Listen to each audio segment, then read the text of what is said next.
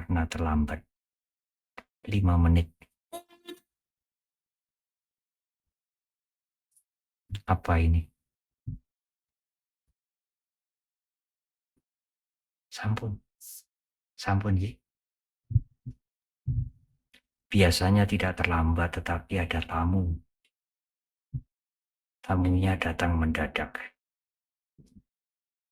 Kemudian bertanya tentang meditasi. Ya tentu agak sulit. Meditasi tidak bisa dijelaskan 5 menit selesai atau 10 menit selesai.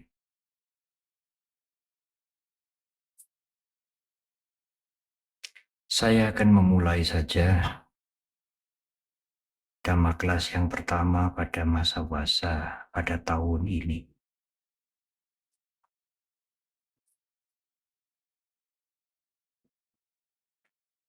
Sering kita mendengar bahwa apakah perlunya toh kita belajar atau mengerti macam-macam. Yang penting itu kan tidak menyakiti, tidak merugikan orang lain. Syukur bisa membantu mereka, menolong mereka. Pokoknya banyak berbuat baik. Memang tidak salah, Ibu, Bapak, dan Saudara. Dan tidak harus mengerti yang macam-macam. Tetapi ada pengertian-pengertian yang harus atau selayaknya menjadi pandangan dalam hidup ini yang harus dimengerti. Kalau Ibu, Bapak, dan Saudara tidak mau mengerti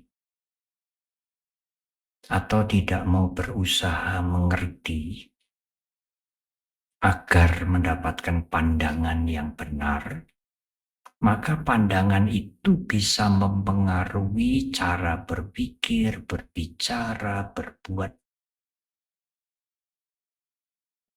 Anda, kita.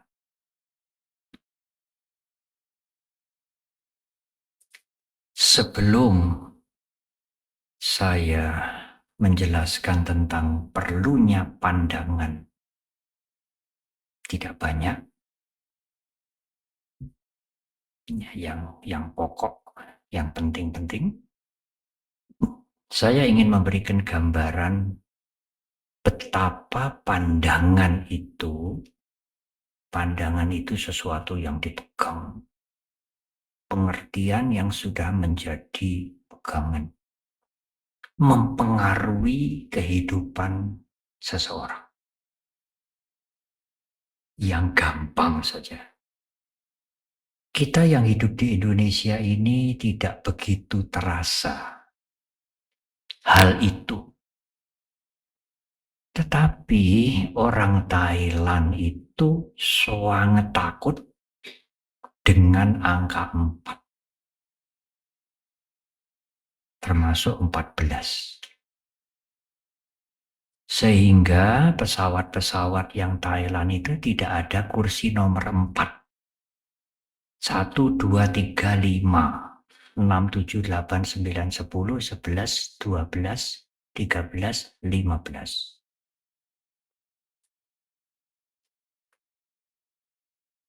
Pandangan itu, ya pengertian yang menjadi pandangan yang dipegang itu begitu kuatnya. Kalau saudara tidak memegang pandangan seperti orang-orang Thailand itu, tidak pernah tinggal di Thailand juga, tidak bisa membayangkan ketakutan mereka dengan angka 4. Kalau misalnya dia pergi ke luar negeri, ikut grup, lalu tour, lalu mendapatkan kamar hotel nomor 4, itu dia mati-matian minta pindah. Kalau sampai tidak bisa pindah, tidak bisa tidur. Angka siap.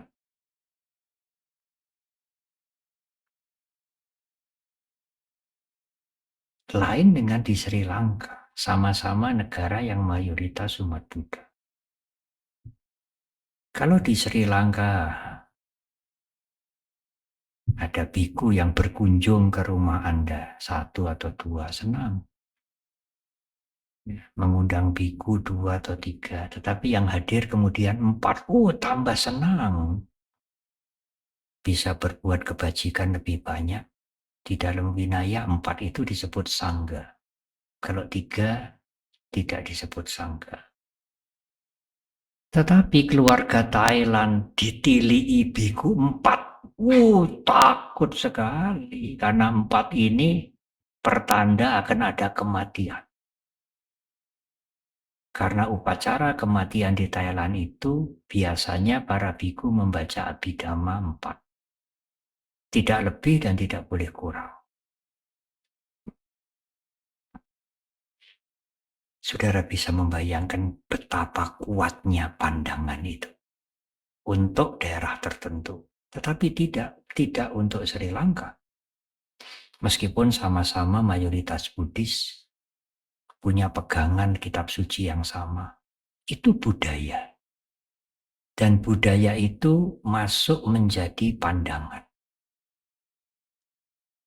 Dan banyak sekali, tidak hanya perkara angka, banyak sekali. Orang Barat lain lagi. Angka 4, angka 14 tidak apa-apa.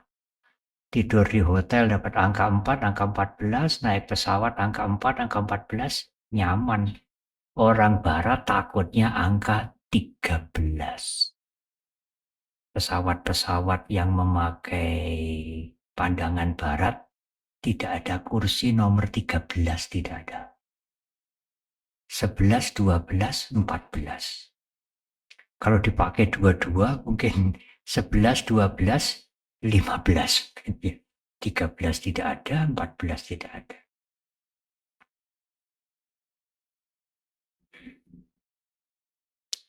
Kita juga mempunyai pandangan seperti itu. Bisa dicari sendiri. Pandangan-pandangan seperti itu. Pandangan yang dihasilkan oleh budaya.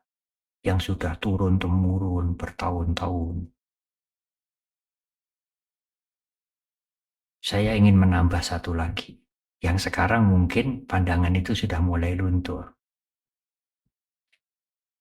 Mohon maaf pada ibu-ibu. Anak pertama perempuan, aduh sial. Anak pertama harus laki-laki. Itu juga pandangan. Sudah ada sejak zaman Sang Buddha. Sang Buddha pernah ada, saya lupa yang datang, raja mungkin. Dia merasa tidak nyaman karena anaknya perempuan. Sang Buddha mengatakan bahwa perempuan juga bisa mencapai apa yang dicapai oleh pria. Dan Sang Buddha membuktikan itu di zaman beliau. Arahat-arahat yang wanita itu banyak sekali. Beliau tidak hanya menerima, menyamakan haknya, ya tidak sama sepenuhnya, memberikan kesempatan kepada wanita untuk praktek dhamma, untuk praktek spiritual, dan membuktikan bahwa wanita-wanita itu juga mencapai tingkat spiritual yang sangat tinggi. Tidak lebih rendah, tidak harus lebih rendah tingkat pencapaian spiritualnya dari pria. Dan itu perubahan besar-besaran. Di zaman Sang Buddha 2600 tahun yang lalu itu perubahan besar-besaran. Bahwa Sang Buddha memberi kesempatan kepada wanita untuk praktek dhamma. Dan membuktikan bahwa wanita mencapai kemajuan batin yang tinggi sekali. Nah, sekarang tiba waktunya saya akan masuk ke pandangan yang penting Seperti tadi angka 4, angka 13, anak perempuan. Oh, itu kuat sekali, sangat kuat. Zaman dahulu kalau anak pertamanya perempuan harus dikuepang ya. Dikuepang itu diberikan orang lain, tapi ya tidak diberikan sungguhan, etok-etok. Begitulah takutnya anak pertama perempuan. Dan itu susah dihapus. Menghapus jangan takut angka 4 di Thailand ini aduh susah. Susah sekali.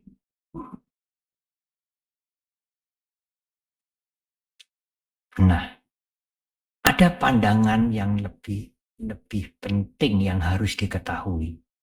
Yang tentang angka, tentang perempuan laki-laki, tentang hari baik dan lain-lain, hari sial dan lain-lain, yaitu banyak sekali.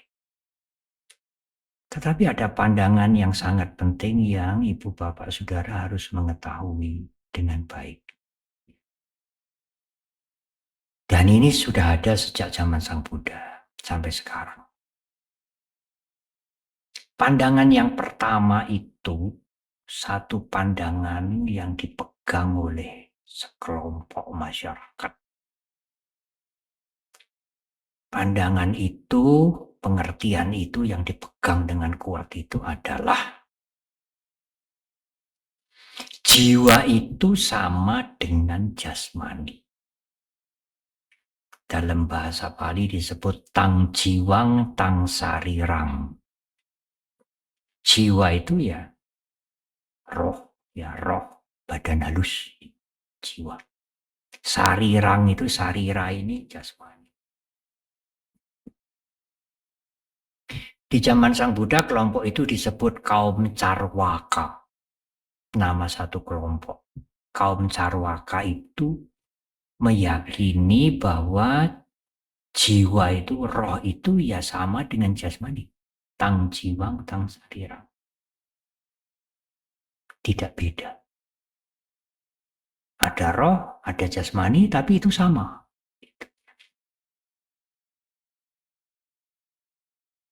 Apa konsekuensinya? Nah, pandangan itu memberikan dampak. Mewarnai pikiran, ucapan, perbuatan. Yang mempunyai pandangan bahwa roh atau jiwa itu sama dengan jasmani adalah ya, kesimpulannya atau konklusinya adalah kalau nanti kematian terjadi, jasmaninya itu hancur, rohnya, jiwanya juga hilang. Karena jiwa, roh atau dengan jasmani itu sama. Jasmani hancur, rohnya ya hancur. Tidak ada lagi kehidupan setelah kematian. Apa namanya surga, apa namanya neraka, apa namanya alam sana, apa namanya lahir kembali, ribet, reinkarnasi. Tidak ada. Matian, wis, habis. Apa dampaknya orang yang punya pandangan seperti itu? Hidup ini harus dinikmati betul-betul dengan segala kenikmatan, dengan cara apapun. Karena nanti kalau sudah mati, habis. Tidak ada kelanjutannya. Jiwanya ya habis, jasmaninya habis. Sering dikatakan pandangan materialis murni. Dianut oleh kaum Carwaka. Tang jiwang, tang sarirang. Tetapi ada kelompok lain yang ini ekstrem ini ekstrem itu. Bertolak belakang sama sekali. Anyang jiwang, anyang sarirang. Bahasa Pali. Jiwa atau roh itu ada dan berbeda dengan sarira, dengan jasmani. Beda. Jiwa atau roh, badan halus itu dengan jasmani beda. Ada roh atau jiwa itu berada di dalam jasmani, tapi beda. Jadi kalau jasmaninya hancur, rohnya tidak hancur. rohnya akan ke alam lain atau reinkarnasi. Karena roh itu bukan jasmani kok. Bukan badan kasar, bukan badan wadak. Ada roh itu di dalam jasmani, tapi bukan jasmani. Anyang jiwang, anyang sarirang. Roh itu bukan jasmani. Yang satu mengatakan roh dengan jasmani podo. Jasmaninya hancur ya rohnya hilang. Yang ini tidak. Anyang jiwang, anyang sarirang. Yang pertama yang mengatakan roh sama dengan jasmani, kalau kematian terjadi, jasmaninya hancur, rohnya juga hilang, itu sering dikatakan uceda diti atau uceda wada, pandangan nihilistik. Orang apa-apa, wis mati entek. Kalau yang anyang jiwang, anyang sarirang, jasmaninya mati, hancur, rohnya masih ada, melanjutkan perjalanan di alam lain apa inkarnasi. Itu pandangan sasata diti, pandangan kekekalan. Yang hancur itu kan hanya jasmani. Sang jiwa, sang roh itu kan kekal. Masih terus berlanjut. Ada konsekuensinya pada kehidupan yang akan datang. Karena tidak hilang, yang hancur, yang hilang kan hanya wadaknya. Rohnya kan masih jalan terus. Itu juga pandangan yang umum ada sampai hari ini. Ditambah lagi roh itu suci. Roh itu suci, roh itu kekal, tidak berubah, tidak bisa hancur, kekal, dan suci. Tapi bukan jasmani. Nah, saudara cenderung yang mana? Ya, yang nomor 2 lebih masuk akal nanti. Betul? Yang kedua juga punya pandangan begini. Jasmani ini bisa bergerak, bisa berbicara, bisa punya cita-cita, bisa berbuat baik, bisa berbuat buruk, bisa menolong, bisa menyakiti, bisa membantu, bisa membunuh. Ya kalau masih ada rohnya. Kalau sudah ditinggal rohnya ya mayat. Tidak bisa berbuat apa-apa. Jadi yang marahi, bahasa Jawa ya, yang membuat kita ini bisa bergerak, bisa beraktivitas, menurut pandangan yang kedua itu ya roh itu. Kalau tidak ada rohnya ya jenazah, kebudi dharma sana, dikremasi. Jadi kalau ada manusia mencuri, menghina, menyakiti, menyiksa, banyak sekali. Akhir-akhir ini berita di Bangladesh itu mengerikan. Pejabat-pejabat yang korup itu disiksa oleh masyarakat. Sampai pemerintahnya ambruk. Membunuh, jadi kalau manusia itu bisa berbuat buruk, mencuri, memfitnah, bullying, menyakiti, membunuh, yang melakukan itu kok sampai dia bisa berbuat begitu, itu yang melakukan itu siapa? Ya rohnya toh Bante. Ditinggal rohnya ya orang iso berbuat apa-apa. Lah kalau begitu, kalau dikatakan roh itu suci kan nggak benar. Wong bisa membunuh, menyakiti, merugikan yang lain, berbuat yang jahat, mencuri. Bagaimana dikatakan roh itu suci? Nek roh kui suci, semua perbuatan manusia ini tidak ada yang buruk. Tidak mungkin menyiksa, membunuh, menyakiti, mencuri, ngapusi. Tak mungkin. Kalau rohnya yang menggerakkan itu suci. Ya nyatanya bisa membunuh, bisa mencuri. Jadi teroris, mateni orang banyak. Itu siapa yang melakukan kalau bukan rohnya? Jadi kalau roh itu dikatakan suci, enggak benar itu.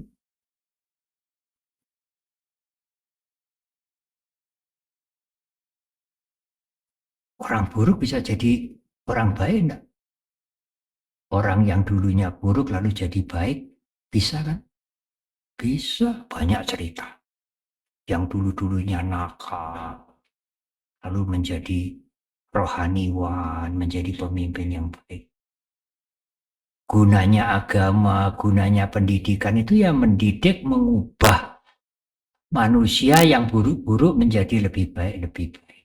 Jadi roh itu ya bisa berubah, Bante. Dan ya bisa kalau begitu. Kalau roh tidak bisa berubah, kekal.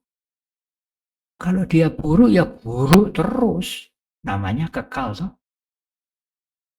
Kalau dia baik, ya baik terus. Yang baik lalu kemudian menjadi buruk, menjadi jahat, ya ada. Yang awalnya buruk, tidak baik, lalu menjadi baik, berubah menjadi baik, ada. Kalau begitu roh itu ya berubah, ya berubah. Karena itu kalau dikatakan roh itu kekal, suci dan kekal, ya dengan kenyataan sehari-hari kita bisa mengambil kesimpulan sendiri. Ora benar kalau dikatakan suci dan kekal. Suci ya nyatanya bisa berbuat buruk. Peperangan di Timur Tengah itu berapa ribu orang yang meninggal. Tidak peduli anak-anak. Tetapi orang baik awal-awalnya kemudian juga bisa menjadi buruk. Sebaliknya orang yang buruk juga kemudian bisa menjadi baik.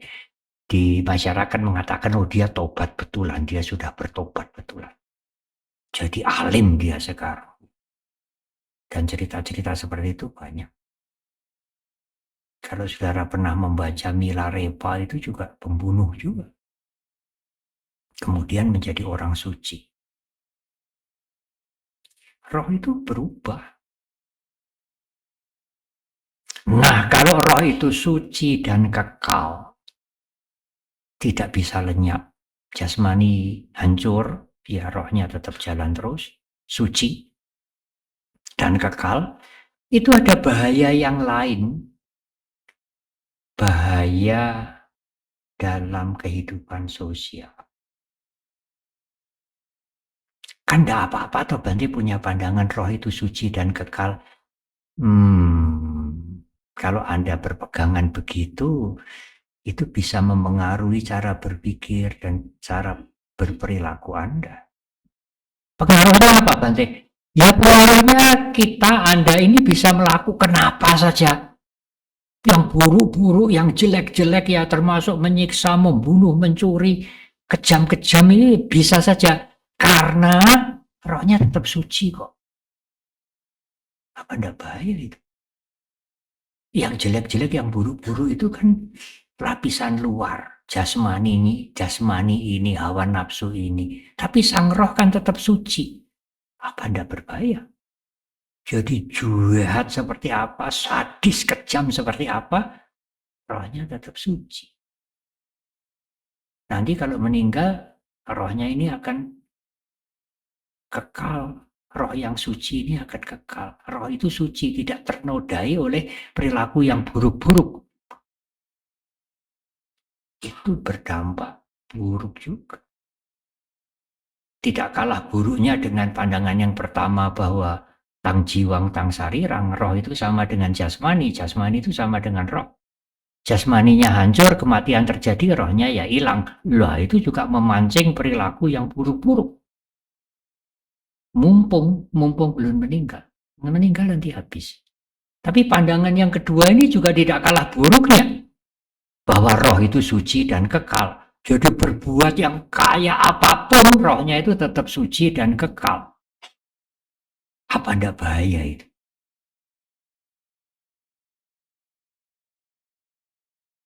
Lah,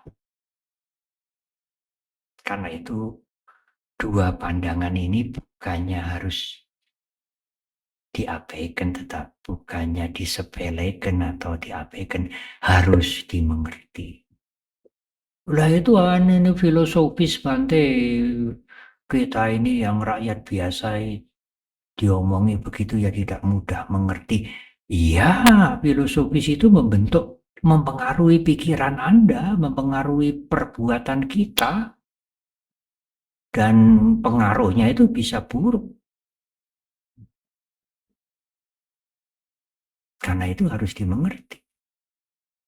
Ini pandangan ini lebih berbahaya daripada angka 4 sial, angka 13 kemalangan, anak perempuan pertama sial. Ini lebih berbahaya, pandangan seperti ini lebih berbahaya. Karena ini bisa mempengaruhi cara berpikir kita, pembicaraan kita, perbuatan kita, hidup kita itu dipengaruhi pandangan itu. Oleh karena itu dalam 8 unsur jalan utama, Atanggika, Arya Atanggika Arya Maga, jalan Arya berunsur 8. Yang pertama Sang Buddha mengingatkan perlunya pandangan yang benar, the right view. Kalau pandangan Anda salah, ya semuanya akan mengikuti pandangan itu, karena pandangan itu seperti pemimpin. Cara berpikirnya pun ya bisa salah. Nah, lalu pandangan yang sebenarnya yang perlu kita pegang menurut the truth, ya, menurut kenyataan yang diajarkan oleh Sang Buddha bagaimana? Sang Buddha mengajarkan, menjelaskan begini. Jasmani adalah jasmani. Ada yang cair, ada yang padat, ada yang gas. Terkena perubahan terus-menerus dari lahir sampai meninggal dunia. Kelapukan. Tetapi ada unsur yang bukan jasmani ini, yang tidak bisa dilihat, tidak bisa dipegang. Beliau mengatakan unsur batin, unsur mental. Beliau tidak menggunakan kalimat atta atau roh. Nah, unsur mental itu bisa merasakan, mengenali, berpikir, punya rencana, mengingat-ingat, punya program, punya niat, melakukan kebaikan atau keburukan. Disebut dengan mental, itu sering disebut dengan kesadaran, winyana, consciousness. Kesadaran itulah yang membuat jasmani ini bergerak, berbuat, beraktivitas. Kalau kesadarannya sudah tidak ada, itulah kematian. Kesadaran itu berubah terus. Tidak kekal dan tidak suci.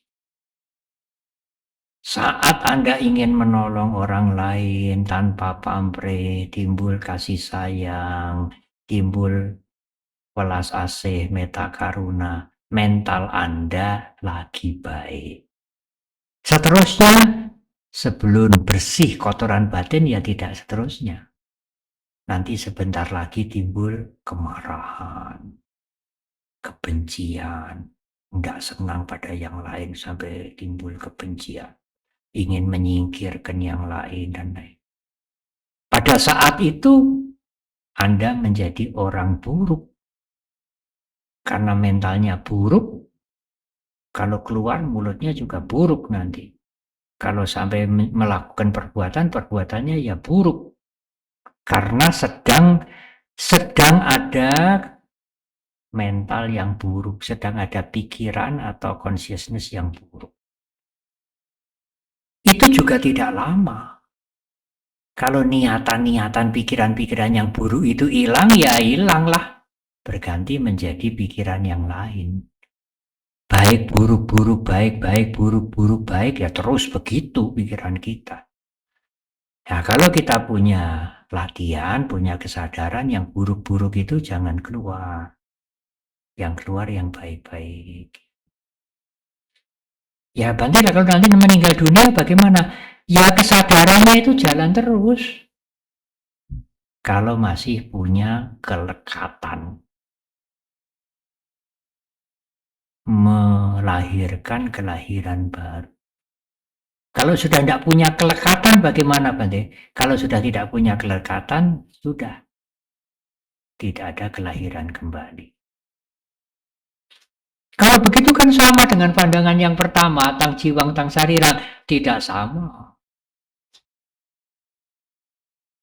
Pandangan yang pertama itu elek apa saja yang kamu lakukan, kalau nanti kamu mati, habis. Ya, pandangan Sang Buddha, Dhamma, kesunyataan, setelah kematian, kesadaran itu masih jalan. Kesadaran yang jalan itu suci, Bante? Ya tidak. Warnanya macam-macam.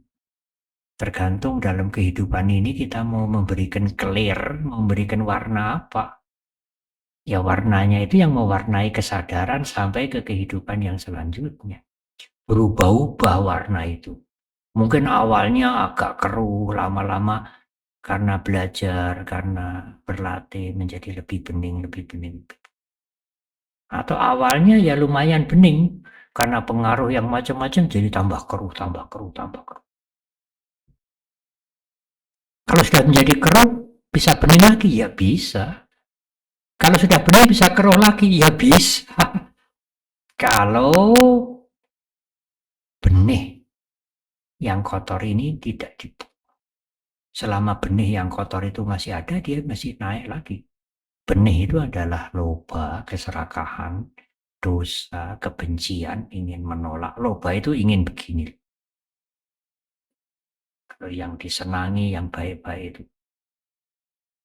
Kalau dosa atau dosa itu ingin memikirkan. Itu semua muncul karena keakuan. Diriku, milikku, aku. Jadi, sering dikatakan bahwa Dhamma yang dilihat oleh Guru Agung Buddha Gautama itu,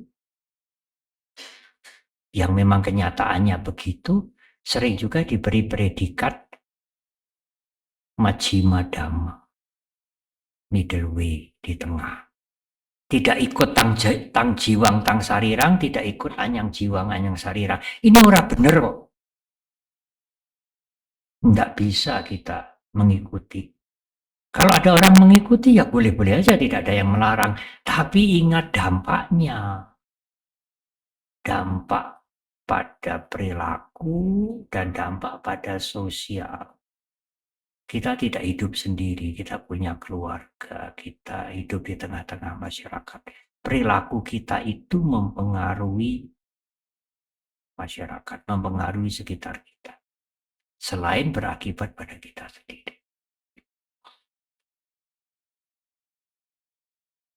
Mungkin uraian ini agak sulit dicerna, tetapi saya pikir ini penting sekali. Karena ya sebenarnya begini, kesadaran itu berubah-ubah. Tidak suci, tidak bisa disebut kekal. Ya orang mungkin lah ya, kalau orang bahasa anak gaul ya, nggak mungkin lah. Nggak mungkin lah kalau kesadaran atau roh itu suci. Nah, nyatanya manusia-manusia bisa kejam, bisa jahat. Tetapi yang kejam juga bisa dididik menjadi baik. Yang baik juga kadang-kadang bisa berubah atau malah sering berubah menjadi buruk. Dan itulah fungsinya agama, fungsinya pendidikan untuk membuat transformasi perubahan ke arah yang lebih baik. Jadi kalau dikatakan roh itu kekal, ya enggak lah. Ya kalau kekal ya apa gunanya ini segala macam latihan-latihan spiritual, pendidikan moral spiritual, agama-agama itu kan untuk perbaikan, transformasi menjadi yang lebih baik. Transformasi itu kan artinya perubahan. Mentransform, mengubah menjadi lebih baik.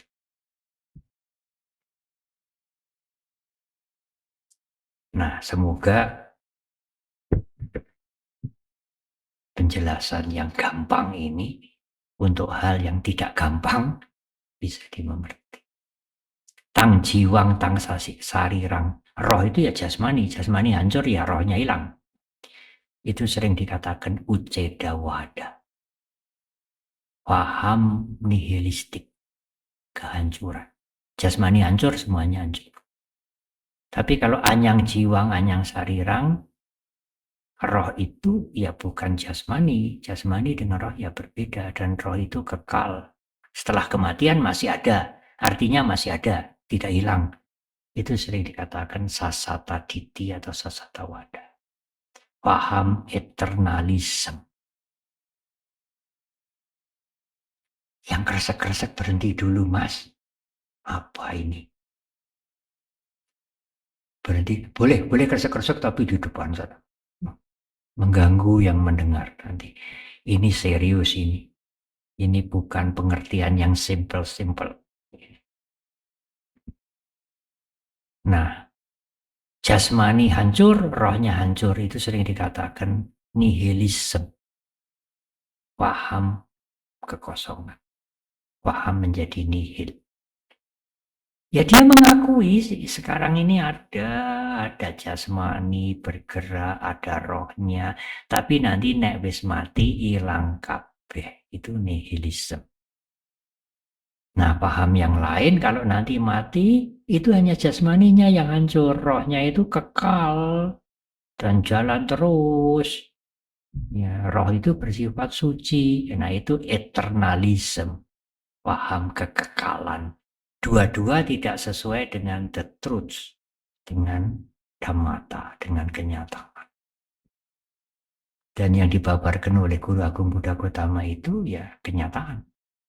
Kenyataan yang senyatanya ini memang roh itu tidak suci karena bisa berbuat macam-macam dan bisa berubah juga karena itu tidak kekal.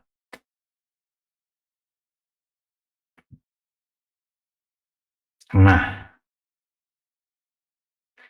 saya ingin masuk kepada yang kedua. Kemudian ditutup dengan yang terakhir.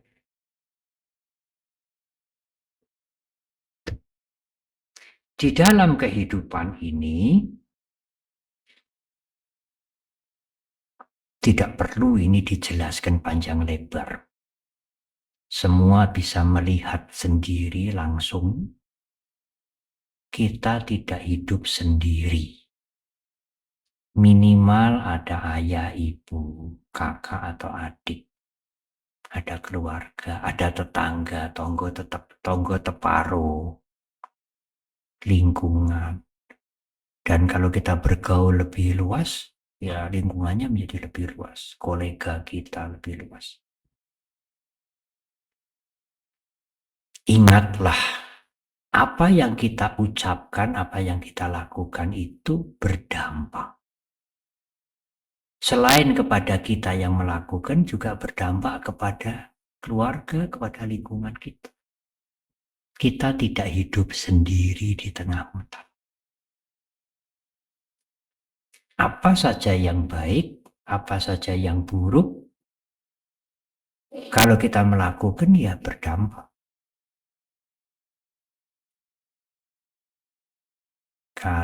Kalau kita misalnya menipu, yang saya cerita waktu di Asada kemarin, saya menggunakan bahasa Indonesia nanti salah nanti. Karena itu saya menggunakan bahasa Jawa. Jual soto. Kemudian ya mengerti. Dan yang lain-lain tidak mengerti. Apa itu soto itu? Soto bukan soto. Dan lain-lain. Tidak hanya soto, beras juga. Apalagi ya. Macam-macam lah. Dipalsu-palsu. Dan yang bisa memalsu-malsu itu orang pandai. Orang yang pasien rumah sakit jiwa tidak bisa begitu. Nah itu menipu masyarakat. Menipu itu melakukan sesuatu yang buruk. Dan itu kejahatan karena merugikan masyarakat. Kita mendapatkan akibatnya, tapi masyarakat yang menjadi korban juga akan memetik akibat. Dan akibat itu bisa tidak berhenti.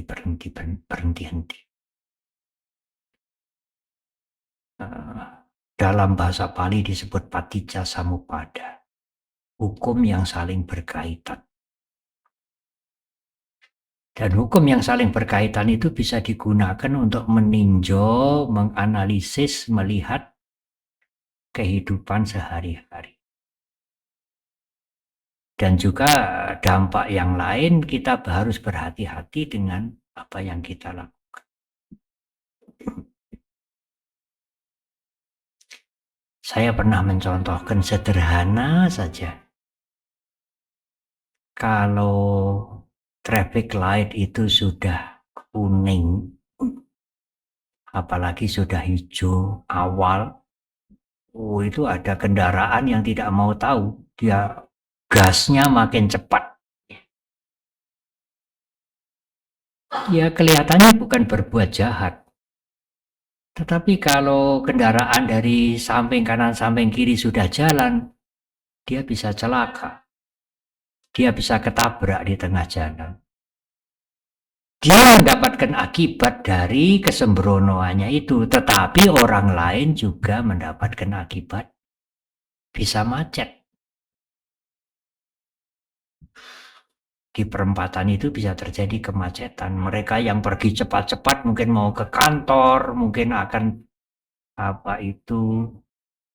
cepat-cepat ke rumah sakit, keluarganya lagi sakit berat dan lain-lain, ya menjadi terbengkelai di situ, menjadi macet di situ. Gara-gara satu orang yang tergesa-gesa, tidak bisa menahan diri, sudah waktunya harus berhenti, dia malah sering ada anekdot apa itu, hijau jalan, kuning cepat, merah lebih cepat. Hijau jalan, kalau sudah kuning harus cepat, kalau sudah merah harus lebih cepat. Itu hal-hal yang sepele. Saya pernah pergi di dekat Kaliurang.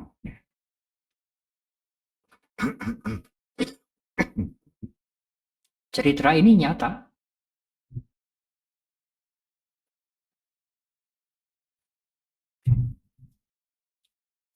Seorang budayawan tinggal di dekat Kaliurang di sana. Saya waktu itu diundang untuk acara peresmian Arca Maitreya.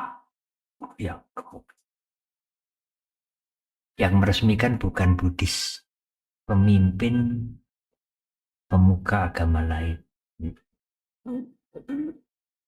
Sebelum peresmian saya diajak berkeliling. Dia menunjukkan Bante itu jurang itu. Karena padepokannya ini di pinggir jurang. Itu Bante tiap hari kendaraan berat, truk-truk itu mengeruk di situ. Puluhan tiap hari. Lah ngeruknya itu makin dekat dengan padepokan saya. Lah itu bisa longsor. Kalau longsor ya rumah-rumah di atas ya ambrus. Saya sudah lapor, sudah memberitahu kepada yang berwenang, tidak ada tindak. Yang mengambil pasir itu mungkin menganggap aku tidak berbuat jahat. Siapa yang saya jahati? Ini ya beli, ada izin. Tetapi perbuatan yang kelihatannya baik itu berbahaya untuk rumah-rumah yang ada di atas. Mereka tidak sampai berpikir begitu.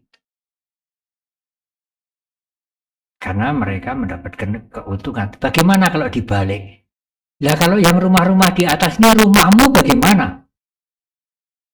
Rumah yang ngerui pasir ini, kalau rumahmu yang di situ bagaimana? Nah kalau akunya sudah disinggung baru baru takut berbuat yang buruk. Banyak sekali contoh. Waktu Asada kemarin ribuan orang datang. Hampir semua ikut jalan kaki dari Mendut ke Borobudur. Yang langsung ke Borobudur tidak banyak. Kalau undangan 15.000, mungkin yang jalan itu 10 ribuan. Startnya dari candi. Banyak yang masuk ke wihara juga. Saya juga lihat. Ada satu jalan sempit di dekatnya Gendang. Banyak orang mondar-mandir. Untuk ke belakang, untuk ke toilet. Itu ada seseorang yang duduk di jalan itu karena ada semacam bancian gitu. Enak aja SMS. Tidak peduli orang lah, jalan mondar-mandir, tidak peduli. Dan dia membuat macet. Persis di jalanan itu.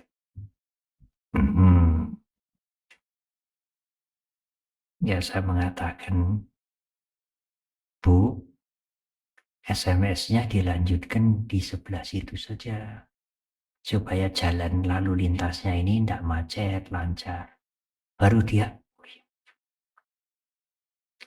untung yang menegur jubah kuning ya. Kalau yang menegur tidak jubah kuning nanti plerok gitu. Saya berpikir apakah dia tidak menggunakan otaknya. Di mana saya ini duduk, tempat yang ramai orang lalu lalang. Lalu dia WA di situ. Apa dia tidak berpikir demikian? Mungkin pikirannya ini tidak berbuat jahat. Saya tidak mencuri, tidak membunuh, tidak berzina, tidak berbohong. Iya, tidak berbuat jahat. Tapi itu buruk. Kelihatannya tidak jahat, kelihatannya tidak buruk, tapi mengganggu yang lain.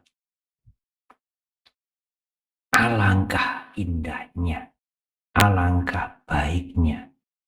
Kita semua ini selain tidak melakukan kejahatan, dalam bahasa Pali disebut pakati sila, sila yang alami.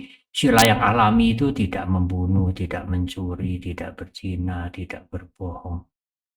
Tetapi kita juga jangan lupa di kehidupan bermasyarakat ini ada sila, aturan yang bukan alami, disebut panyati, yang dibuat untuk ketertiban bersama.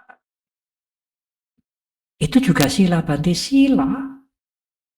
Oh, para biku punya winaya ini banyak yang sila yang dibuat oleh Sang Buddha. Kalau pakai jubah harus begini. Nanti kalau upacara yang kanan harus dibuka. Lewat jam 12 tidak makan. Itu kan sila yang dibuat oleh Sang Buddha. Ada gunanya, Bante? Ada untuk latihan. Untuk kehidupan bersama. Kan tidak berbuat, makan sore kan tidak berbuat jahat toh. Tidak mencuri, tidak mengambil punyanya orang. Ya, tapi ini sudah menjadi aturan bersama. Untuk kehidupan bersama. Untuk ketertiban bersama. Dan juga untuk latihan ke dalam. Merah harus berhenti. Kalau merah saya jalan apa itu jahat? Kan tidak membunuh, tidak mencuri, tidak maki-maki, tidak bullying. Ya bukan jahat, tapi buruk. Keburukan itu kalau tidak hati-hati bisa memancing kejahatan juga. Menimbulkan orang jengah, tidak senang. Dan kalau tidak hati-hati bisa timbul kecelakaan. Nah, dalam kehidupan bermasyarakat, sila yang dibuat itu untuk ketertiban bersama, hidup bisa rukun, harmoni, banyak sekali. Di mana-mana, di wihara, di rumah tangga, di kantor, di jalanan. Rambu-rambu lalu lintas itu panyati sila semua, sila yang dibuat semua. Kesepakatan. Kalau nanti seluruh dunia sepakat, kita sepakat ya. Hijau berhenti, kuning hati-hati, merah jalan, bisa. Itu kesepakatan. Tetapi pakati sila itu kita sepakat ya, membunuh tidak apa-apa, boleh. Ya tidak bisa. Itu pakati sila, sila yang alami. Di agama manapun yang membunuh itu kejahatan. Mengambil barang yang bukan milik kita, kejahatan. Ngapusi orang, membohongi orang itu kejahatan. Pakati itu alami. Alami itu ya sila yang sangat alami, tidak dibuat. Tapi di samping itu ada sila yang dibuat untuk kehidupan bersama, karena kita manusia ini tidak bisa hidup soliter, hidup sendiri tidak bisa. Nah, kebersamaan ini harus dibuatkan kesepakatan, meskipun berbeda-beda. Di negara tertentu seperti di Kamboja, jalan kendaraan itu di kanan. Kalau kita di kiri, pertama kali saya naik itu dilihat tabrakan sebelah kanan. Tidak. Kalau di sana kita kukuh, punya SIM internasional, lalu kukuh mau nyetir sebelah kiri, jadi bencana. Bisa dimaki-maki banyak orang, juga bisa kita bisa celaka dan membuat celaka banyak orang. Harapan saya selain pakati sila, panyati sila ini cobalah diperhatikan. Saya ini duduk di mana, mengganggu orang lain tidak. Saya ini berdiri di mana, mengganggu orang lain tidak.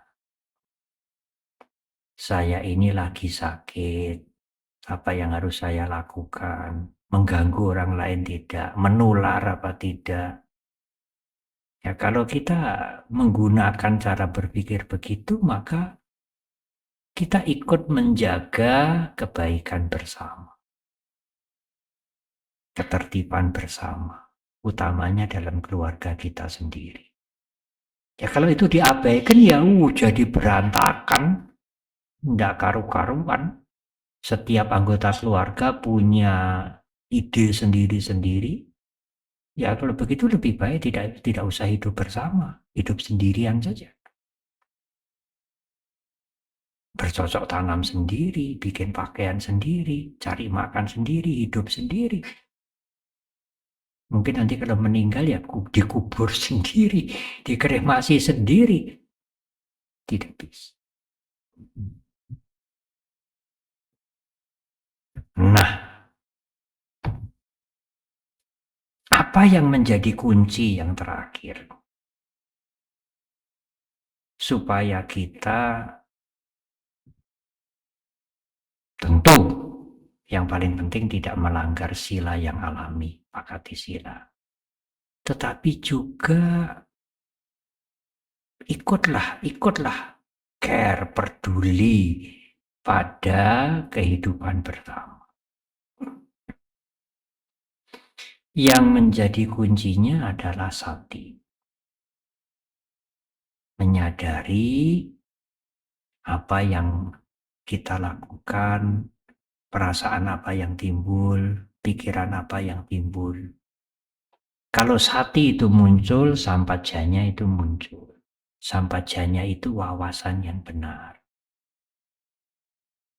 Kalau misalnya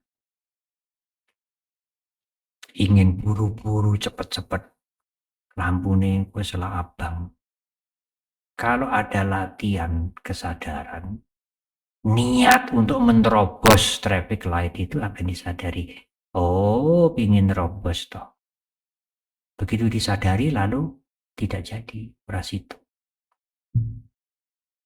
Itu adalah sampajanya. Sampajanya itu pertimbangan yang baik kalau ada kesadaran. Nek kalau tidak ada kesadaran, nek orang no kesadaran kepriye? Oh, lupa semua. Khotbah ceramah yang sering didengar di YouTube. Banyak kali nasihat dari siapapun ya lupa semua. Kalau tidak ada kesadaran. Kalau ada kesadaran maka sampajanya itu akan muncul, memberikan pertimbangan yang sehat.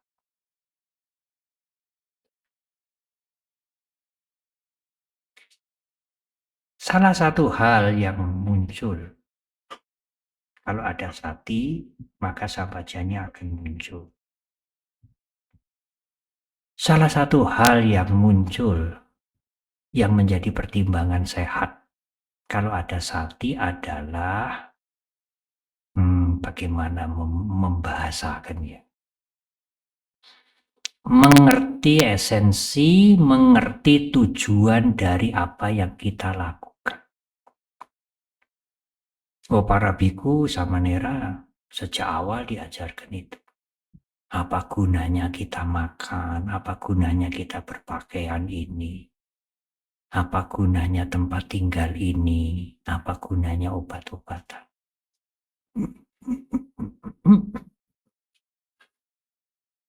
Saya baru saja membaca kisah yang sangat menarik. Jelas sekali. Penemu Apple, penemu program Apple, Steve Jobs, itu seorang Buddhis, umat Buddha. Awalnya dia melihat anak yang miskin, gelandangan makan apel, lalu apelnya keruak. Itu menjadi logonya Apple. Tapi Steve Jobs usia tidak panjang dan terkena sakit, kalau tidak salah kanker. Di hari-hari akhir menjelang meninggal dunia, dia banyak menulis, banyak membuat pernyataan-pernyataan yang bagus-bagus. Salah satu yang saya baca adalah suatu ketika dia melihat arloji jam tangan yang bagus, tetapi harganya cukup mahal. Bagi dia tidak ada masalah harga segitu, tapi dia mengerti bahwa itu mahal. Dia akan membeli jam itu.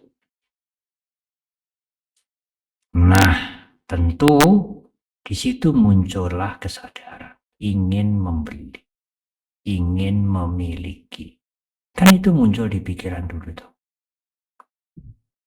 Kalau keinginan membeli, keinginan memiliki yang muncul di pikiran itu disadari, maka pertimbangan yang waras, pertimbangan yang jernih muncul. Misalnya ada jam yang harganya 1 M. Lalu ada jam yang harganya 100.000.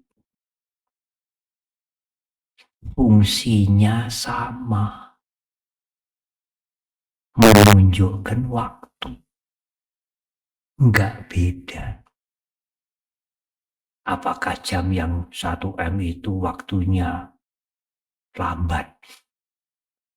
Jam yang harganya 100.000 itu waktunya lebih cepat? Tidak.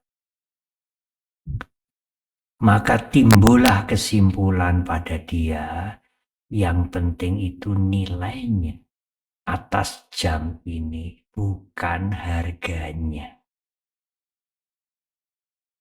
Yang kita butuh dari jam itu nilainya, fungsinya, nilainya, bukan harganya. Lalu dia berpikir, kalau sudah seperti ini, semua kekayaan yang saya kumpulkan, ya akhirnya ditinggalkan. Tidak ada gunanya lagi untuk kehidupan saya. Oleh karena itu, menghargai nilai adalah lebih penting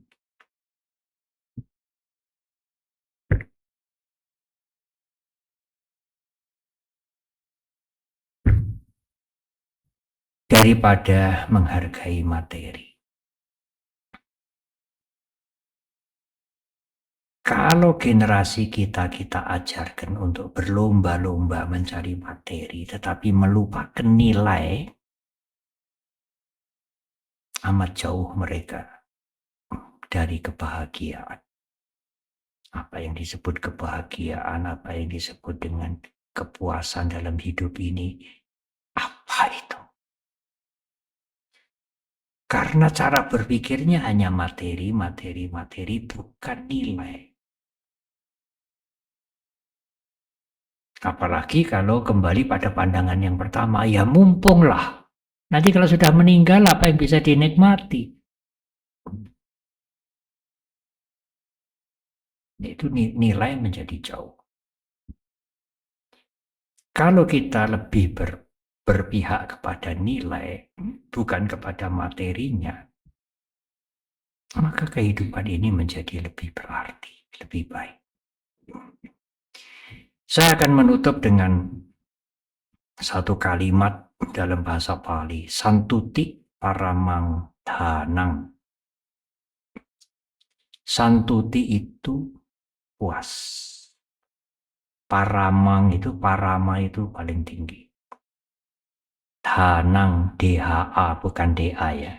Dhanang, Dhana, mungkin dalam bahasa Jawa menjadi dono. Artinya kekayaan. Kekayaan yang paling tinggi sesungguhnya adalah kalau kita mempunyai rasa puas. Apakah kita tidak boleh berusaha? Ya, kita berusaha. Tetapi apa yang kita usahakan itu, apapun hasilnya, kita berusaha untuk puas dulu. Kemudian berusaha lagi. Apakah tidak boleh Bante meningkatkan usaha kita? Ya, tetapi sampajanya seukuran dengan kemampuan kita, dengan kapasitas kita. Kalau tidak seukuran dengan kemampuan Anda, itu nanti akan menjadi keserakahan. Dan keserakahan itu akan berbuah penderitaan. Boleh kita maju, punya rencana, punya program, seukuran dengan kemampuan kita. Seukuran dengan kapasitas yang kita punya. Apapun hasilnya, kita puas. Karena hasil itu ditentukan oleh faktor lain di luar diri kita. Tidak hanya kita sendiri. Oh, mengetik saja, tiba-tiba lampunya mati. Kalau di negara tetangga kita itu katanya, oh Bante di sini 15 tahun lampu belum tentu mati satu kali. Oh, kalau di Mendut sering-sering. Sudah dinik-nik, aduh lupa di save, mati lampu ini. Wis. Ya wis, dibaleni lagi. Dan lain-lain, dan lain-lain. Banyak sekali yang kita rencanakan tidak sesuai hasilnya dengan yang kita harapkan. Ya sudah. Bagaimana bisa puas Bante? Ya karena faktor-faktor yang lain tidak di tangan kita semua. Di tangannya orang-orang lain. Ada yang sesuai dengan tujuan, ada yang melebihi tujuan kita. Ya itulah kehidupan. Kalau faktor yang mendukung itu banyak, itu memudahkan tujuan kita, ya hasilnya bisa lebih dari yang kita harapkan.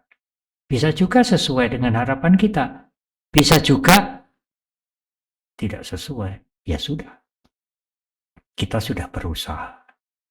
Dalam pandangan Buddhis, usaha itu lebih mulia daripada hasil akhir. Kalau Anda hanya berpedoman pada hasil akhir, oh Anda bisa melakukan segala macam yang tidak baik-baik. Apakah kejahatan, apakah penyelundupan, apakah pokoknya aku berhasil, karena hasil itu penting. Dhamma mengajarkan kita ya proses itu, usaha itu lebih penting daripada hasil. Karena dengan berusaha itu menimbulkan bermacam-macam kebajikan, keuletan, semangat, kesabaran. Mental kita terbentuk karena usaha itu. Ada umat kita yang mendapatkan beasiswa di luar negeri. Untuk doktor. S2-nya di sini. Tapi biayanya mahal sekali. 1 tahun itu mungkin 800 sampai 900 juta. Biaya hidup dan biaya kuliah. Dia tidak mampu. Setelah sekian tahun dia tidak mampu. Sudah 2 atau 3 tahun. Dia mengatakan pada saya, Bante, saya tidak mampu melanjutkan. Saya akan pulang ke tanah air. Saya mengatakan, ya, tidak apa. Anda tidak mendapatkan gelar PhD atau doktor, tapi sudah kuliah habis-habisan 3 tahun. Apa itu tidak ada gunanya? Ada gunanya. Banyak sekali. Anda mendapatkan ilmu selama 3 tahun untuk menempuh doktor itu. Meskipun hasil akhir Anda tidak bisa memerah. Nggih Bante, saya mengerti. Dia mengerti dah. Tapi tentu di sini saya tidak tidak mengendondoni. Kalau gitu saudara kuliah itu enggak usah lulus saja, enggak apa-apa. Bukan itu maksud saya, berjuang keras sampai tidak mampu. Sebetulnya yang tidak mampu menyelesaikan doktornya ini bukan karena kepandaiannya, bukan karena kemampuannya, karena materi, karena biaya untuk hidup terlalu besar. Saya juga mengatakan, aduh ini agak sulit. Yayasan atau apa yang bisa membantu Anda 1 tahun 800 juta ini, beasiswa sebesar itu agak sulit. Dia dapat beasiswa Fulbright, tapi kenapa tiba-tiba berhenti? Saya tidak bertanya sampai sejauh itu. Mungkin yang memberikan juga ada masalah, mungkin karena target yang dituntut oleh pemberi beasiswa itu tidak terpenuhi. Mereka kan juga menuntut nilai-nilai tertentu, indeks prestasi tertentu. Tetapi dia berjuang di luar negeri jauh dari Indonesia 3 tahun itu tidak sia-sia. Itu ada gunanya besar. Dan dia menyadari. Dengan begitu, santuti, dia menjadi puas. Tidak penasaran, tidak menyalahkan yang lain, tidak menuntut yayasan. Dia juga tidak kecewa. Tidak, Bante, saya tidak kecewa. Saya tidak punya PhD, tidak punya dokter, saya tidak kecewa. Dan ilmu yang saya timba waktu proses doktor S2, S1 itu banyak sekali. Saya bersyukur mempunyai kesempatan yang sepanjang itu, meskipun hasil akhir tidak terpenuhi. Dia tidak menyesal, dia merasa puas, dan dia merasa hidup ini berarti. Santuti paramang dhanam. Berusahalah puas dengan hasil yang dilakukan sekarang. Karena kepuasan adalah paramang dhanam, kekayaan yang tertinggi. Nah, meskipun sangat kaya, kalau tidak puas, tidak ada kepuasan, tidak ada kebahagiaan. Bahkan mungkin belum kaya karena merasa tidak puas. Pada saat dia puas, ya dia menjadi kaya. Terima kasih.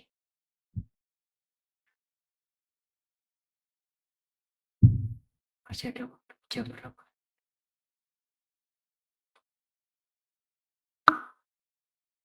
Jam berapa? 7:20. Masih ada waktu setengah jam. Silakan kalau ingin mengajukan pertanyaan.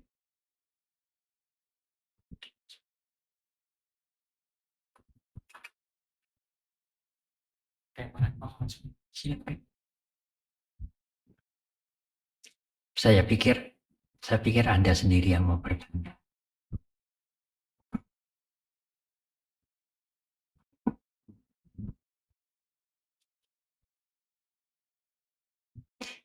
Saya awali dengan pandangan itu tadi tidak mudah. Tapi Dhamma kelas di Mudilan ini sudah berapa puluh tahun ini. Kalau sekarang saya 47 was.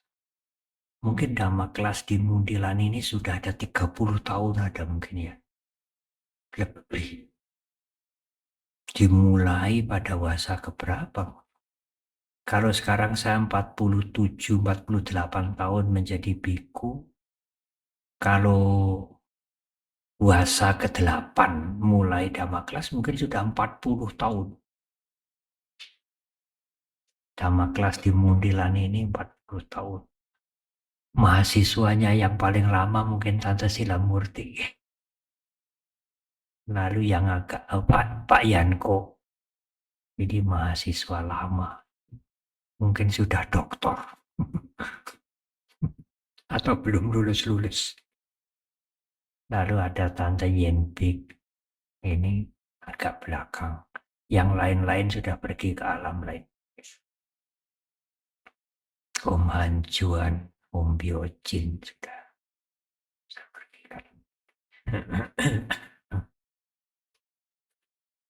Silahkan gunakan kesempatan. Iya, silahkan. Satu pertanyaan saja ya. Satu. Perasaan kalau dengan pikiran beda nggak, Bante? Iya, iya. Itu aja yang saya pertanyakan. Kalau perasaan tuh katanya lebih kotoran batinnya lebih daripada yang dipikir, Iya, gitu, iya. Bante. Pertanyaan yang bagus. Sederhana.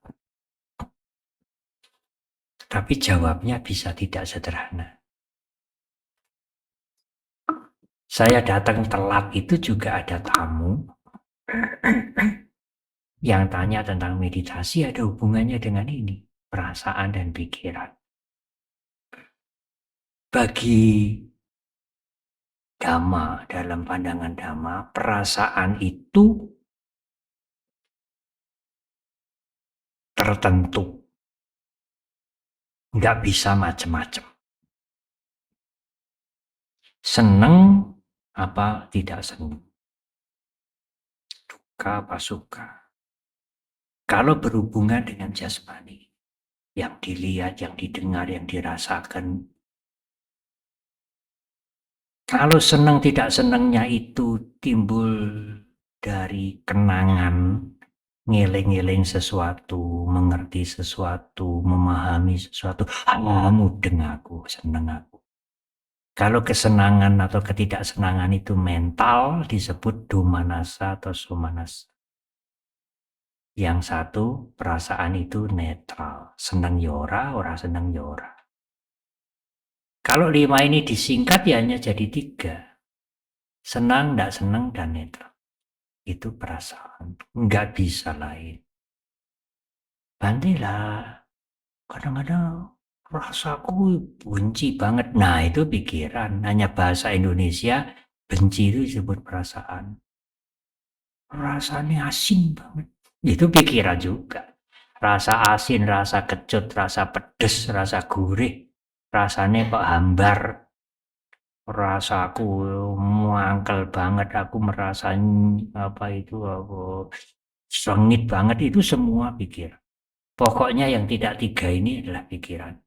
Senang, tidak senang, dan netral. Tetapi berhati-hati. Senang tidak senang ini provokator yang ganas sekali. Yang membakar, yang memprovok, yang menghasut pikiran untuk berpikir, bercita-cita, berencana, melakukan ini atau itu, perasaan ini. Apa saja. Kalau saya merasakan haus, ya tidak senang tentu. Rasa tidak senang karena haus itu menggerakkan pikiran saya untuk minumlah sedikit. Keinginan minum yang muncul pada pikiran itu dipacu, bahasa elitnya itu begitu, digerakkan oleh perasaan tidak senang. Kalau saya berbicara terlalu lama, berjam-jam misalnya di seminar, menunggu yang lain berbicara, kalau begini terus ya, aduh, sakit ini di punggung. Sakit di punggung ya tidak senang. Maka Sakit itu memerintahkan pada pikiran, kamu nyandar. Nyaman. Tapi nyandar yang nyaman ini lama-lama juga nggak nyaman. Nggak nyaman itu perasaan tidak menyenangkan. Lalu perasaan tidak nyaman yang tidak menyenangkan itu memerintahkan. Nyandarnya selesai. Nyaman ini. Itu contoh yang kecil.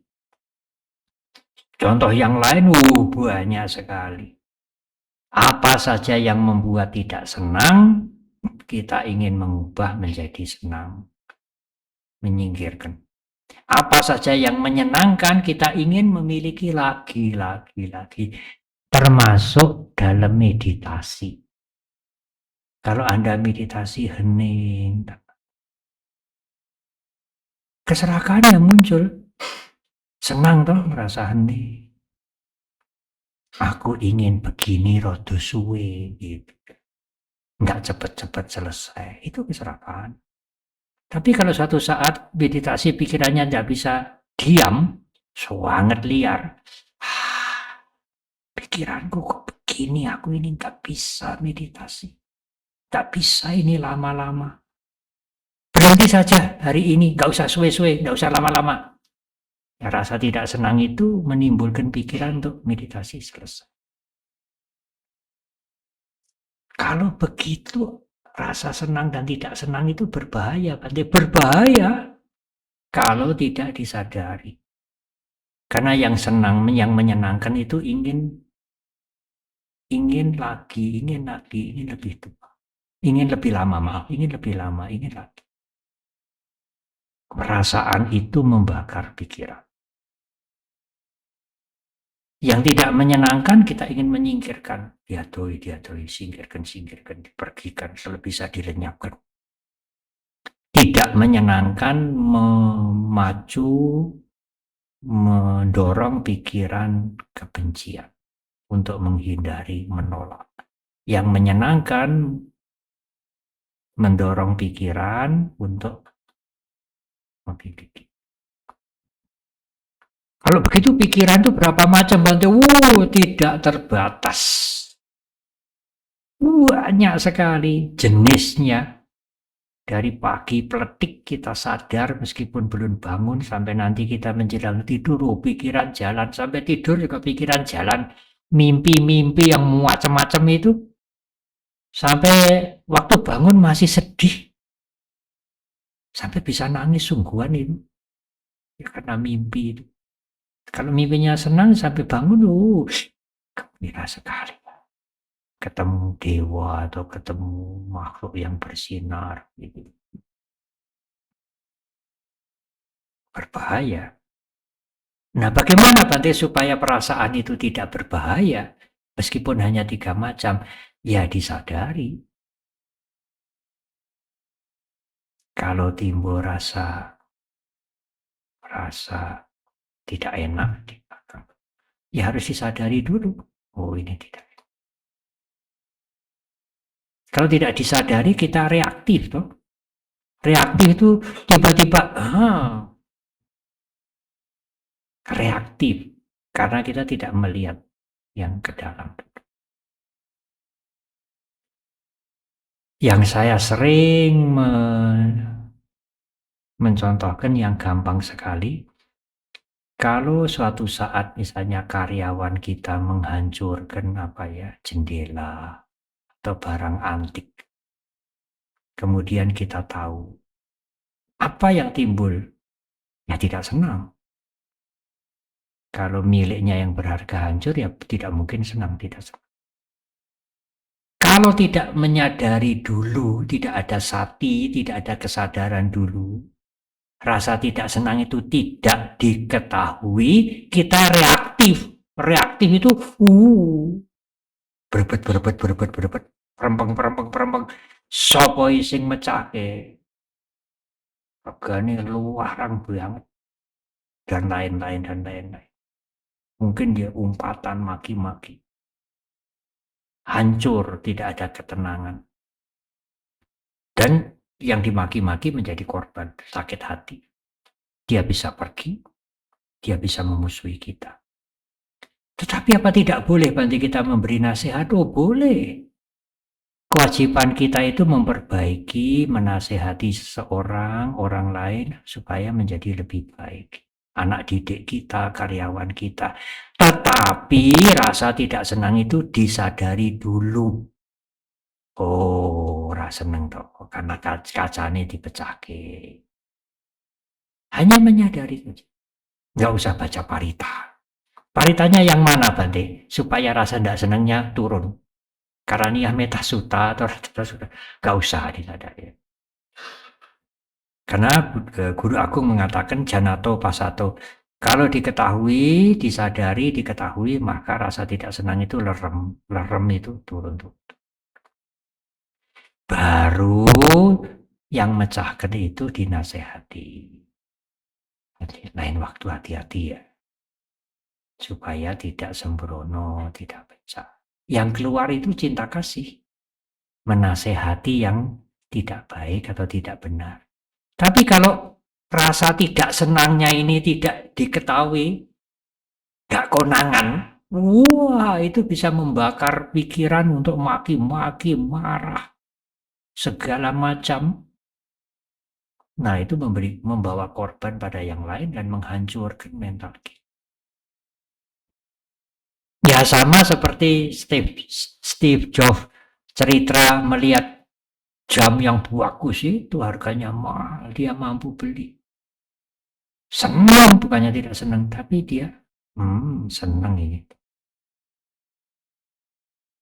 Kemudian pertimbangan yang waras, yang jernih muncul. Apa toh fungsinya jam itu? Ya menunjukkan waktu. Sing regane 1.000 sama yang regane 1 miliar ya fungsinya sama. Oh nilainya di situ. Lalu menjadi rasional. Menjadi bijak. Nah kalau rasa senangnya itu tidak disadari, tuku. Apalagi punya fasilitas. Bagaimana kalau keluarga kita, anak-anak kita dari awal diajari nilai dulu. Nilai itu value, tujuan dari apa yang kita lakukan. Bukan materi. Hidup ini bukan mencari materi yang banyak-banyak, tapi bagaimana hidup ini berharga. Bermanfaat untuk diri sendiri dan juga bermanfaat untuk orang lain.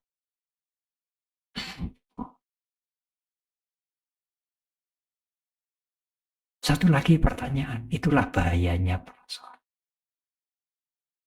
Ya, karena itu di dalam meditasi Buddhis itu kan perhatikan jasmani dulu, keluar masuknya napas antara lain.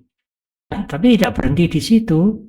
Kalau memperhatikan keluar masuknya napas kesadarannya cukup, sekarang kesadarannya itu, awareness-nya itu digunakan untuk ngawasi kalau perasaannya muncul, yang senang maupun yang tidak senang, yang tidak menyenangkan maupun yang menyenangkan. Karena perasaan itu amat berbahaya sekali. Kalau tidak disadari, dia akan membakar-bakar pikiran, menghasut pikiran untuk melakukan sesuatu.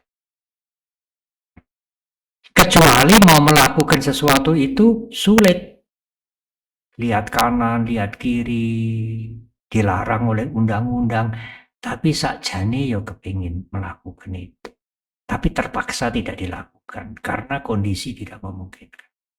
Itu namanya bukan tidak melakukan karena kesadaran, tidak melakukan karena kondisi tidak memungkinkan. Kesempatan tidak memungkinkan. Janjane ya harap dijupuk, janjane ya harap markup. Tapi wah ini tidak bisa, ini banyak yang melihat nek konangan kepriye isoras itu. Nggak jadinya itu karena terpaksa. Bukan karena pertimbangan yang sehat. Nah, pertimbangan yang sehat itu muncul kalau ada kesadaran. Nah, kesadaran itu didapat dari mana, Bante? Ya latihan. Tidak bisa diminta. Ya seperti olahragawan aja lah. Bisa panjat tebing seperti, saya melihat cuplikannya itu kayak bukan manusia itu. Mungkin lebih cepat dari cicak mungkin. Cicak pakai berhenti ambekan dulu ini. Nah itu bukan langsung bisa begitu ya, latihan dulu. Apakah badminton, apakah voli, apakah sepak bola, apakah panjat tebing, ya semua harus latihan dulu. Apalagi ini urusan mental, urusan kesadaran. Mindfulness atau awareness itu harus dilatih. Nah, tidak dilatih ya tidak bisa ujuk-ujuk mampu. Kalau dulu kita ingat masuk TK itu nulis ABC juga harus latihan. Angka 1, 2 nulisnya juga harus latihan. Nah sekarang Anda sekalian baca koran bisa cepat-cepat. Tapi kalau ingat dulu waktu TK itu membaca ya nyepel. Ini semua dengan latihan. Hukum alam ini tidak ada yang mengenal sekonyong-konyong, spontan, sekonyong-konyong, ujuk-ujuk. Semua harus dengan latihan. Termasuk tidak bisa dimohon. Memohon boleh. Tapi untuk berhasil yang nanti dulu. Untuk berhasil membutuhkan latihan. Satu lagi pertanyaan.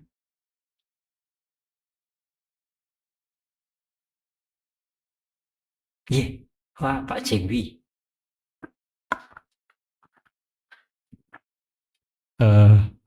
Mungkin nanti ada hubungannya dengan yang Majjhima Dhamma. Seorang arahat kan seorang yang sudah tidak lahir di alam manapun. Iya.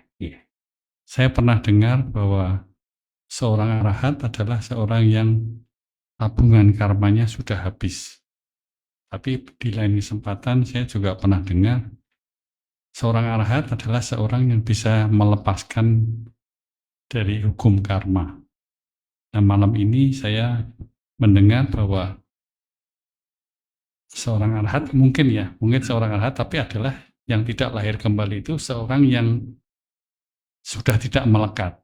Mungkin Bante bisa memberikan pencerahan sehingga bisa lebih jelas mengenai yang baik. Terima kasih. Saya akan menjawab tidak terlalu panjang. Arahat itu yang habis bukan karmanya. Perbuatan masa lalu mungkin belum berbuah semua. Dia sudah keburu meninggal. Juga setelah dia menjadi arahat bukan berarti tidak berbuat apa-apa. Buddha Gautama waktu umur 35 mencapai pencerahan sempurna, beliau adalah mencapai pencerahan sekaligus arahat. Masih berbuat, masih membuat karma 45 tahun. Yang habis apanya, Bante? Yang habis kotoran batinnya. Kotoran batin keserakahan, kebencian, dan keakuan. Kalau segala perbuatan baik, pasti baik, tidak didorong oleh serakah, tidak didorong oleh kebencian, tidak didorong oleh keakuan, perbuatan itu tidak berakibat buruk kepada yang melakukan. Perbuatan itu tidak membuat penderitaan pada yang melakukan. Dan perbuatan itu jelas tidak bisa disebut buruk, tidak lagi disebut baik. Perbuatan itu disebut kiriya karma. Perbuatan jahat itu akusala karma. Membunuh, mencuri, menipu. Perbuatan baik itu kusala karma. Membantu, memberikan pertolongan, bermeditasi, yang memberikan ceramah, khotbah, memberikan nasihat. Kiriya karma itu bagaimana, Bante? Kiriya karma itu begini. Dia membantu karena ada yang perlu dibantu dan dia bisa membantu. Dia memberikan nasihat karena ada yang perlu diberi nasihat. Tetapi nasihat itu tidak muncul dari keserakahan. Supaya aku terkenal, supaya dia membalas budi, supaya aku mendapatkan buah karma baik. Dan tentu tidak muncul dari kebencian. Tetapi juga tidak muncul dari keakuan. Yang memberi nasihat ini siapa toh? Ya ini nasihat. Kalau tiba-tiba muncul Aku sudah memberikan dhamma kelas malam ini 2 jam selesai. Aku itu ciptaan pikiran. Tidak ada aku yang sebenarnya. Nah, kalau keakuan sampai yang halus itu sudah bisa dipotong karena itu hanya ilusi, hanya konsep. Tapi konsep itu sudah lengket sekali. Nah, itu kalau itu bisa dilenyapkan, maka perbuatan baik ini bukan lagi perbuatan baik. Bukan lagi kusala karma, tetapi kiriya karma, fungsional. Jadi apa yang dilakukan Buddha Gautama 45 tahun itu fungsional. Ya fungsinya beliau harus gitu. Mengajarkan yang baik, mengajarkan dharma kepada banyak orang. Kenapa tidak bisa dikatakan perbuatan baik? Menurut kacamata kita jelas itu sangat baik. Bagi beliau itu fungsional. Karena pikiran aku sudah berbuat baik, sudah tidak ada. Aku itu hanya ciptaan pikiran. Tapi Bante, saya yang merasa aku ini duduk di sini. Ada. Itu kan pikiran Anda tuh. Kalau Anda sambil duduk lalu liar-liar ngantuk, itu pikiran aku duduk di sini tidak ada. Kalau pikiran tidak aktif, akunya tidak muncul. Kalau pikiran aktif, akunya bisa muncul. Karena itu sudah melekat. Konsep aku itu sudah melekat. Nah, itu menjadi sumber dari semua kotoran batin. Jadi menjadi arahat itu bukan karmanya harus habis, tetapi akar kotoran batinnya udah bersih. Nah, jenderal yang jadi arahat ya ada, pembunuh seperti Anggulimala yang menjadi arahat juga ada. Itu sampai meninggal karma buruknya ya, sisa-sisa karma buruknya belum habis semua. Dan dia menjadi arahat tidak menunggu sampai nanti karmanya habis. Wah, karmanya habis kapan? Lama sekali. Karma buruknya harus habis, Bante. Karma baiknya juga harus habis supaya nol. Wah, tidak mungkin itu.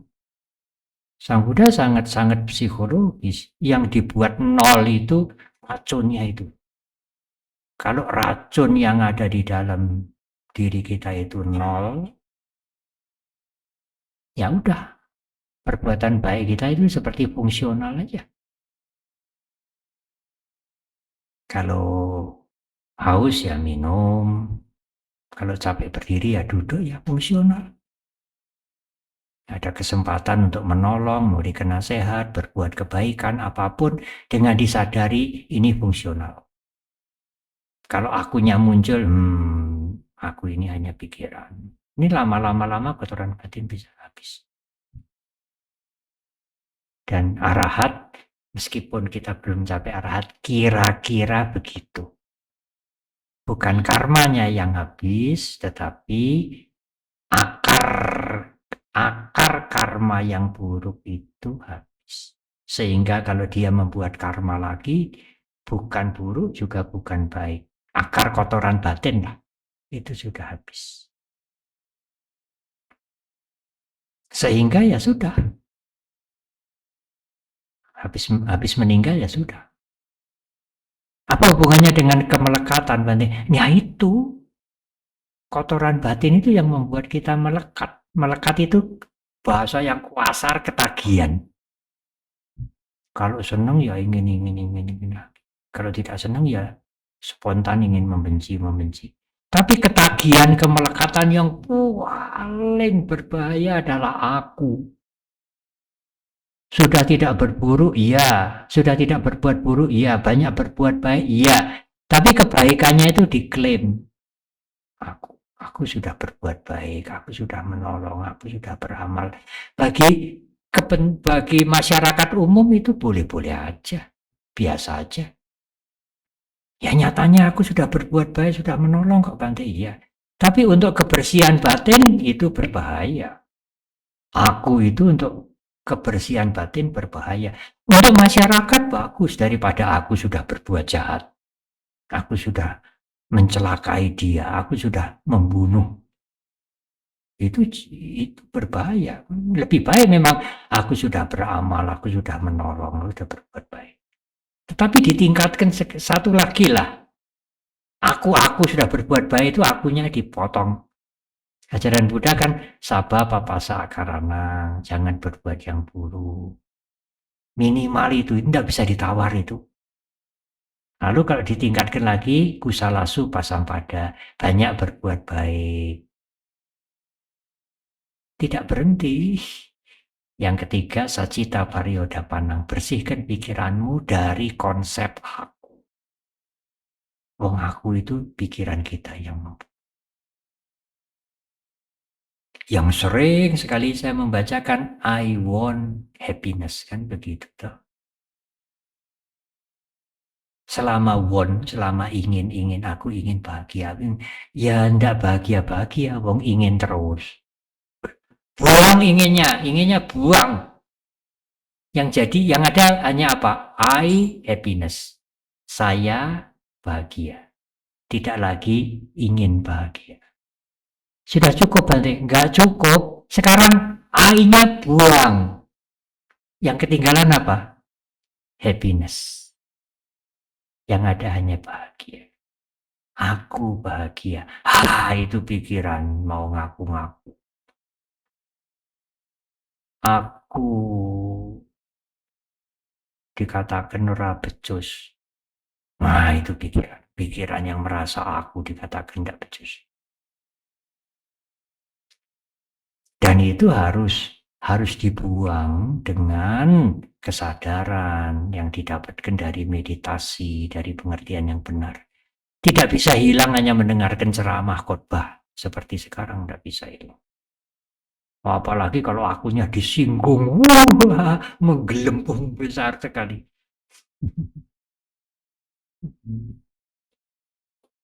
Acanca pernah ditanya, ada seseorang yang merasa sakit hati dikatakan anjing. Acanca guru meditasi sudah meninggal, seorang biku terkenal. Dia mengatakan, kamu lihat saja belakangmu, punya ekor enggak? Enggak, Bante. Ya udah, berarti kamu bukan anjing. Kalau Gus Dur kan gitu aja kok repot ya. Ya itu cara yang sederhana. Cara yang lebih mendalam lagi ya. Aku dikatakan anjing kamu. Aku dikatakan anjing. Aku itu kan hanya buatan pikiran. Andai kata tadi tidak kerungu, tidak mendengar, ya tidak ada reaksi. Karena mendengar dan mengerti kalimat itu, sang aku tersinggung. Padahal aku itu dibuat oleh pikiran. Kalau pikirannya tidak aktif, tidur, atau tidak berada di tempat itu, pikirannya tidak mencerap kalimat itu, ya dia tidak bereaksi. Saya pikir itu jawaban tentang arahan. Terima kasih. Sampai bertemu pada kesempatan yang akan datang. Terima kasih.